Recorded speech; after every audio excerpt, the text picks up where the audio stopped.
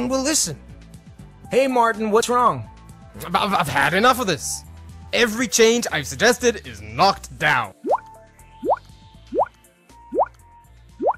It's impossible to change anything around here. And maybe your suggestions are no good? That's nonsense. You know why it happens. Everybody knows. It's because people resist change. Resist, resist, resist, resist. You are wrong. I don't resist change, and neither does the average Joe. Everyone has pushed for major changes in his or her life. Many young people leave their homes, choose to get married, prefer children, and show me somebody who resists the change of a promotion at work. Can you really fool yourself that you don't resist change? I resist only the changes that I have a good reason to resist. The others I accept. Baloney! Try me. Okay, I'm game. Making a change is like climbing a mountain. Here's one. Climb it. Don't think so. Haha, you see? You do resist change. I don't resist change. I resist this particular change because I don't have a reason to climb the mountain. I don't see the plus in the change. Well, what's a good reason for you? A higher salary, better health, or an improved relationship. Okay, I'll take care of your excuse. There's a pot of gold waiting for you up there. Is that good enough? Now will you climb? Nope. Point proven! You most certainly resist change.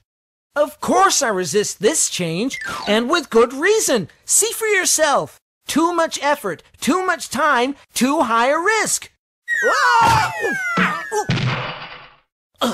It's perfectly logical. The minus of the change outweighs the plus of the change. Another excuse. Fine, I'll reduce the required efforts and the risk. Now are you willing to climb? I don't think so. Aha! I knew it! Excuse after excuse. You remove one, another one pops up. The end result is still the same. The change is definitely good for you, and yet you still resist. But it's not good for me. I don't want the change because I'm comfortable in my current situation. Another excuse. Not at all. You look at it too narrowly. No wonder people reject your suggestions.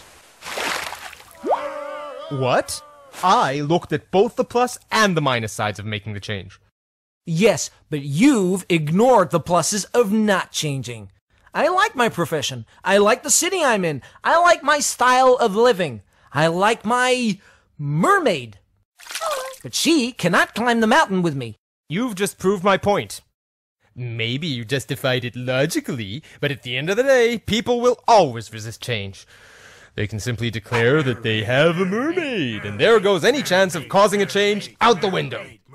I'm not looking for excuses, but unlike you, I'm not in love with your suggested change. I'm more objective. Oh, so you're Mr. Objectivity, huh? The guy who only looks at the plus side of staying the same? Aren't there minuses as well? I guess there are.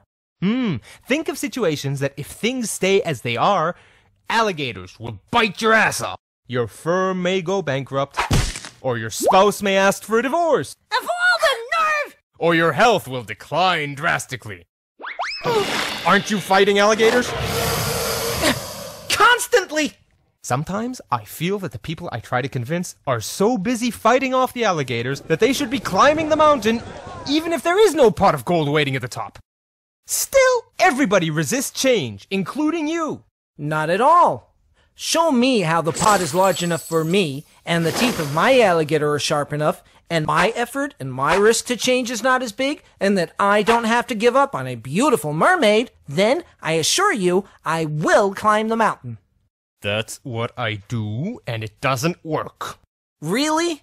Have you ever tried to present all four sides of your suggestion? Let me ask you a more pertinent question.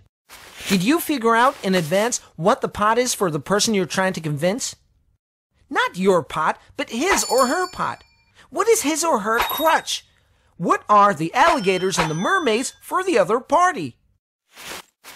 I guess not. There you go. Also, when you concentrate on one aspect and the other person concentrates on another, you are bound to miscommunicate. Looking at all four factors and doing it from the other party's perspective sounds like a lot of preparation. Are you sure it'll pay off? Not if you believe that people are programmed to resist change, or any change. I guess I'll never know unless I give it a try. I'll let you know how it went. But Paul, I see how it might work for convincing an individual, but it won't work when trying to introduce a full-scale organizational change, with the collaboration of so many people is needed. Yes, it will, as long as you recognize that for different individuals, each of the four elements might be vastly different. A lot more work, but who said that changing an organization is easy? Ellie Goldratt, the person who wrote The Goal, shares his experience on how to change a whole organization in his new book, Isn't It Obvious?